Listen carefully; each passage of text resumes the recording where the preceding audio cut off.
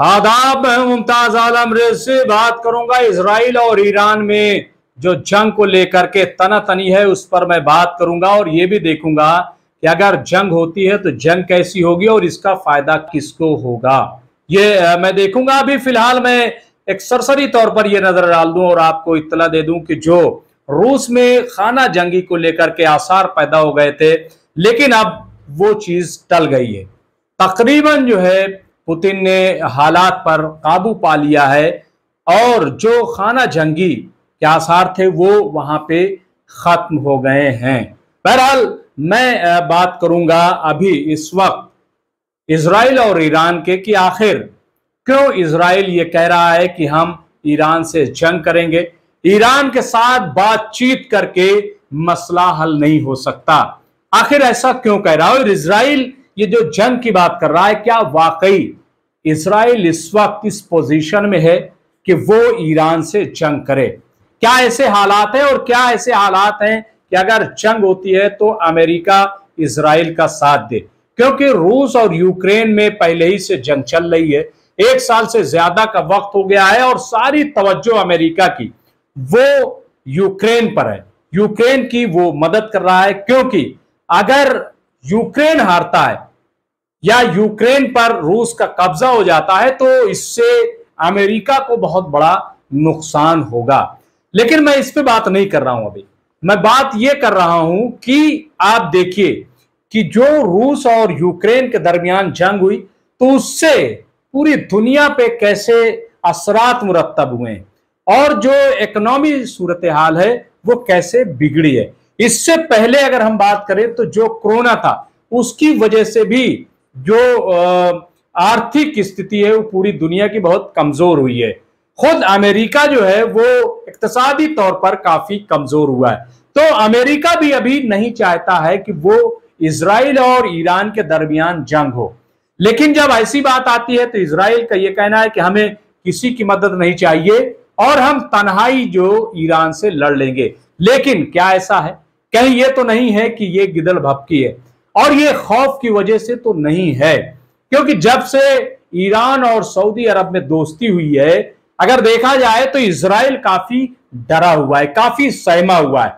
यह बात अलग है कि वो इस बात को शो नहीं कर रहा है, जाहिर नहीं कर रहा है, लेकिन हकीकत यही है और दुनिया इस बात को समझ रही है। दूसरी बात यह कि इसराइल जो मिलिट्री सतह पर यह समझता था कि वो सुपर है, सुपरियोरिटी का जो वो शिकार था, तो ईरान ने उसको भी इस गलतफहमी से दूर कर दिया।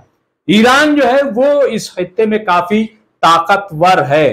तो बहरहाल इसराइल की ये जो बात है कि बातचीत से मसला हल नहीं हो सकता, ये ठीक नहीं है। हमने दुनिया में देखा है कि बड़ी बड़ी जंगें हुई हैं, लेकिन आखिर में मसले का हल बातचीत से ही निकला है। अभी रूस और यूक्रेन में काफी दिनों से जंग चल रही है।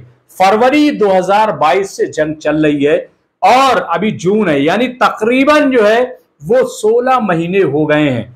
लेकिन आखिर में आप देखिएगा कि नतीजा जो निकलेगा वो बातचीत से ही निकलेगा। बातचीत जो है वो बहुत इंपॉर्टेंट है और ये बात तो खुद अमेरिका एक्सेप्ट करता है। लेकिन इसराइल ये बात क्यों कह रहा है?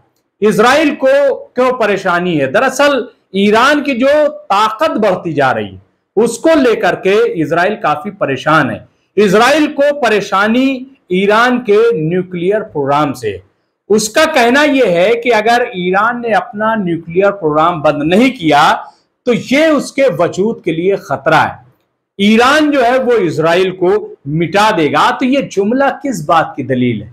यह जुमला किस बात की अलामत है? दरअसल यह जुमला वही है कि इसराइल काफी डरा हुआ है और इसीलिए वो ये चाहता है कि ये जो प्रोग्राम है वो रोका जाए और किसी भी तरीके से ईरान न्यूक्लियर प्रोग्राम अपना आगे ना बढ़ाए। लेकिन ईरान इस बात की परवाह नहीं कर रहा और अपने प्रोग्राम में लगा हुआ है और वो जो बात कह रहा है वो सुनने वाली है। ईरान का कहना है कि दरअसल उसका जो न्यूक्लियर प्रोग्राम है वो एक पीस प्रोसेस है। उसका मकसद जो है वो खित्ते में अमन कायम करना है, जंग करना नहीं है, ये ईरान कहना है। दूसरा, ईरान ने जो सबूत दिया है ईरान का कहना है कि हमने तो एनपीटी पर दस्तखत किए हैं, तो फिर कोई ये कैसे कह सकता है कि हम गलत कर रहे हैं। इजराइल का ये इल्जाम बिल्कुल गलत है और हम पे जो सैंक्शन लगाई गई है, जो पाबंदी आयद की गई है, वो भी गलत है। हम तो एनपीटी ट्रीटी के पार्ट हैं। इसके अलावा ईरान का कहना यह है कि अगर आप देखें तो हम एटॉमिक एनर्जी एजेंसी जो है उसके मातहत काम कर रहे हैं, उसके कैमरास जो हैं वो लगे हुए हैं, वो हम पे नजर बनाए हुए हैं। तो अगर हम IAEA के तहत मातहत काम कर रहे हैं, अपना न्यूक्लियर प्रोग्राम बना रहे हैं, तो फिर हम पर इल्जाम क्यों लगाया जा रहा है? ये ईरान का कहना है। ईरान मिसाल दे रहा है और ईरान का ये कहना है कि अगर हम पे जो सैंक्शन लगाई गई है, जो पाबंदी आयद की गई है, अगर वो पाबंदी हटा ली जाए तो जाहिर है कि ये जो हमारा प्रोग्राम है, जो अभी हम 7% यूरेनियम का इस्तेमाल कर रहे हैं, उसमें जरूर हम कमी कर देंगे। ये बहुत जो है इंपॉर्टेंट बात ईरान ने कही है, लेकिन इजराइल कुछ भी सुनने के लिए तैयार नहीं है। उसको इस बात की फिक्र है, इस बात का खौफ है कि ईरान इतना ताकतवर कैसे बन गया। इतनी जंगों के बावजूद, इतनी पाबंदियों के बावजूद ईरान रोज बरोज पावरफुल होता जा रहा है और ये इजराइल के लिए बहुत बड़ी मुश्किल है। और जैसा कि मैंने कहा कि जब से सऊदी अरब से दोस्ती हुई है, तब से इजराइल काफी बेचैन, इजराइल पे खतरा बढ़ गया है। इजराइल की जो मनमानी थी, जो दादागिरी थी, जिस तरीके से फिलिस्तीनियों पर हमलावर है, जिस तरीके से फिलिस्तीनियों पर मजालिम किए जा रहे हैं और उनके जमीनों पर कब्जा किया जा रहा है, उसकी जंग भी जाहिर है कि ईरान बरसों से लड़ रहा है। यौमुल कुद्स इसकी मिसाल है।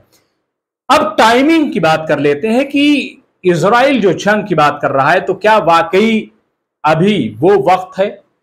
अगर इसको देखा जाए, मैंने जैसा कहा कि अभी रूस और यूक्रेन के दरमियान जंग चल रही है। दूसरा ये कि कोरोना के बाद हालात जो है वो सबके इक्तिसादी तौर पर खराब हैं।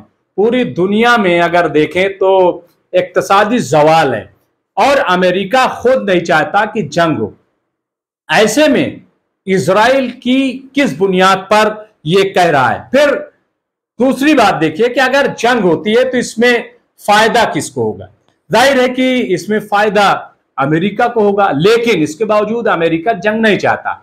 फायदा इसलिए मैं कह रहा हूं कि अमेरिका शुरू से इजराइल को अपना बड़ा खास इत्तेहादी मानता है, बहुत ही खास जो है वो उसका जो एलाई वो करार देता है और खुलकर इसकी हिमायत करता है, क्योंकि उसको लगता है अमेरिका को कि इस खित्ते में इजराइल की वजह से वो काफी ताकतवर है। मिलिट्री की सतह पर भी अगर देखें, जो मिलिट्री सुपीरियरिटी है, उस एतबार से भी अगर देखें तो अमेरिका को लगता है कि इजराइल के होने की वजह से उसको काफी मदद मिलती है और जो अमेरिका पॉलिसी लागू करना चाहता है। आप देखिए कि जो निगोशिएशन है वह आमतौर से इजराइल के थ्रू ही होता है या इजराइल का कहीं ना कहीं अमल दखल इसमें होता है, और जो तबाहियां भी इस खित्ते में हुई हैं तो वो अमेरिका ने इजराइल के कंधे पे बंदूक रख करके ही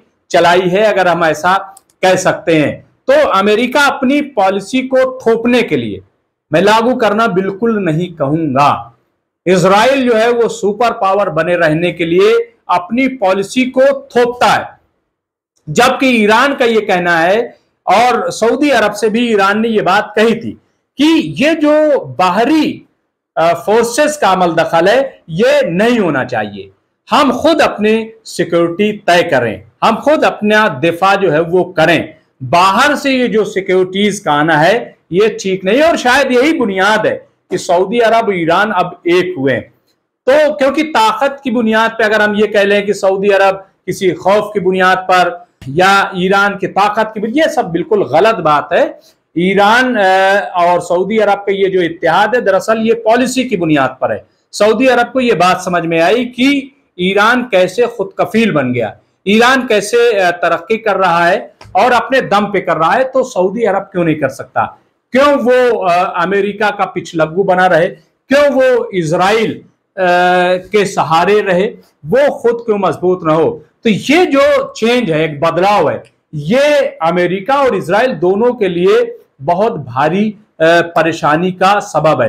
तो ईरान जो है वो किसी भी सूरत में ये नहीं चाहता कि जो अमेरिका की पॉलिसी है वो ईरान में दाखिल हो। वह हरगिज इस बात के लिए तैयार नहीं है, क्योंकि उसने ये देखा है कि इराक हो या लीबिया हो या और जो इस खित्ते के ममालिक हैं, वो कैसे अमेरिका की जद में आकर के तबाह हो गए। और ईरान ये हरगिज नहीं चाहता कि मैं जब ईरान गया था तो वहां पे जो मेरी माहिरीन से बातचीत हुई थी, तो उनका भी यही कहना था कि हमारी पॉलिसी ये है कि इजराइल और अमेरिका की जो भी जंगें हैं उनको बाहर रोक दिया जाए, ईरान में दाखिल न होने दिया जाए, और यही हम करते आए हैं। तो ईरान जो है इस बात को लेकर के बिल्कुल वो तय है कि पॉलिसी जो है हम अमेरिका की लागू नहीं होने देंगे, उसको हम घुसने नहीं देंगे। अब एक चीज और जो इजराइल कह रहा है और जिस पर यकीन नहीं किया जा सकता कि जंग, दरअसल अगर वाकई इजराइल और ईरान की जंग होती है तो ये रूस और यूक्रेन वाली जंग नहीं होगी, बल्कि ये बहुत ही भयंकर जंग होगी। और ये जो खित्ते में और ममालिक हैं, ये इस पे काफी असर होगा, और ये भी हो सकता है कि इस जंग में शामिल हो जाए, और ये वर्ल्ड वॉर की तरफ भी ये चीज जो है वो बढ़ सकती है। तो अभी इजराइल की ये गिदड़ भपकी ही मानी जाएगी। इजराइल कुछ भी कहे कि मुझे अमेरिका की मदद नहीं चाहिए, मुझे किसी की मदद नहीं चाहिए, ये बिल्कुल गलत बात है। इजराइल का ये खौफ बोल रहा है, इजराइल बगैर अमेरिका की मदद के कुछ भी नहीं कर सकता, क्योंकि ईरान जो है वो बार बार डोमिनेट कर रहा है। ईरान में जो मशीनें बनी हैं, जो प्रोग्राम उसके हैं और जो असलहे हैं, वो जाहिर है कि बहुत मजबूत हैं और बहुत स्ट्रांग है, और कहां कहां से वो क्या क्या चीजें उन्होंने तैयार कर ली हैं इसका भी कुछ अंदाजा नहीं है। तो बहरहाल ये मौका जो है वो हम ये नहीं कह सकते कि जंग का है। जहां तक अमेरिका की एक पॉलिसी, और आप देखिए कि अमेरिका वैसे तो इजराइल के साथ खड़ा है, लेकिन जहां तक बातचीत का या जंग का मामला होता है तो अमेरिका का ये कहना है कि हमारे ऑप्शन खुले हुए हैं, हम बातचीत के लिए भी तैयार हैं। और आपने देखा होगा कि जब ओबामा अमेरिका के प्रेसिडेंट थे तो उस वक्त ईरान से बातचीत भी शुरू हो गई थी। ये बात इजराइल को पसंद नहीं आई थी, लेकिन ओबामा ने सैंक्शन भी हटाई थी और ये पूरा एक प्रोग्राम तैयार कर लिया था, और ये बातचीत भी काफी हद तक शुरू हो गई थी, और ये चीज इजराइल को पसंद नहीं आई थी। तो ये भी हो सकता है जो बाइडन भी जो है, ऐसा नहीं है कि वो बातचीत नहीं कर सकते, और ईरान भी बातचीत के लिए तैयार है। तो हो सकता है कि ये बौखलाहट भी हो कि कहीं ऐसा ना हो कि जो बाइडन ओबामा के नक्शे कदम पर चले, क्योंकि उनका शागिर्द ही बताया जाता है।